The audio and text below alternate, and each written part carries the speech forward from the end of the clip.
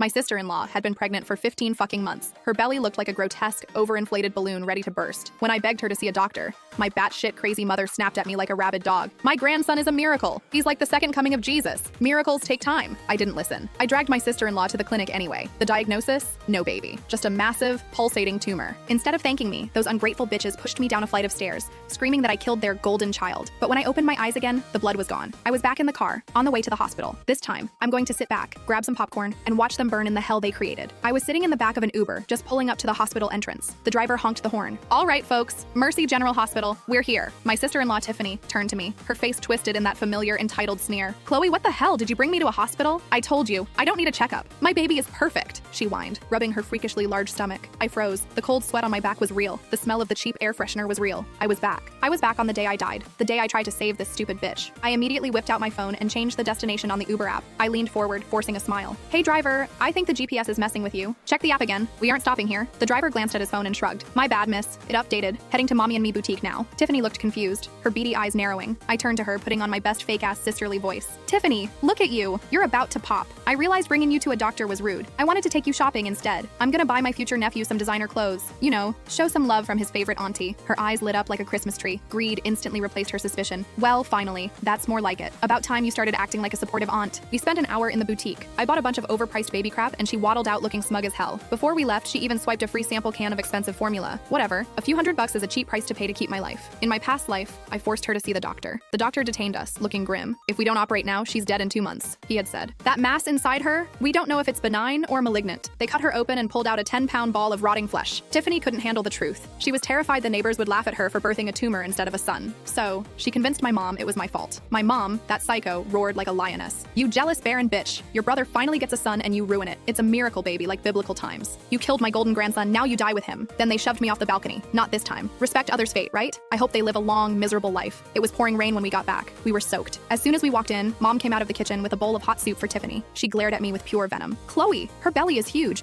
Why did you drag her out in this weather? If anything happens to my grandson, I will skin you alive. My brother Travis rushed over with a towel to dry Tiffany's hair. He was practically drooling over her stomach, adding fuel to the fire. Chloe, just because you can't lay an egg doesn't mean you should crack ours. Well, Travis was technically right. Tiffany was carrying an egg, a literal meat egg. I've been married 3 years, but I wanted to focus on my career. In my last life, my husband Ethan suffered the most. After Tiffany hacked me to death, Ethan took care of my family out of guilt. He even signed over our 3 rental properties to them. He didn't know the murderers were sleeping in his guest room. Eventually, they killed him too. To Mom and Travis, Tiffany's belly was the holy grail. Mom spent her mornings at church and her nights burning sage and praying to weird statues. Before dinner, she'd chant, Lord, please protect the heir of our family. Then she'd look at Tiffany like a prize pig. See, Tiffany? If I didn't pray every day, you wouldn't be this big this fast. In the past, I tried to tell Mom that a 15-month pregnancy wasn't normal.